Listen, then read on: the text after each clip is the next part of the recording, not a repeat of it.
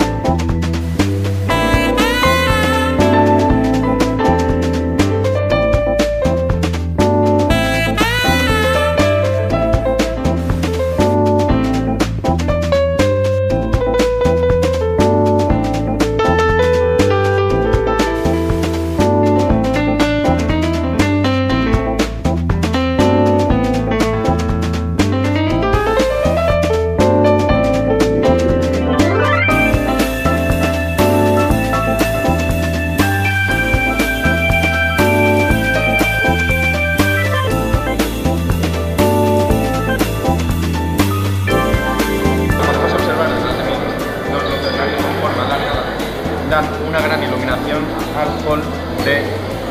recibida, donde podemos observar la escalera que lleva a las plantas inferiores y incluso podemos ver la gran fachada cristalada que da iluminación desde la planta baja, donde nos encontramos antes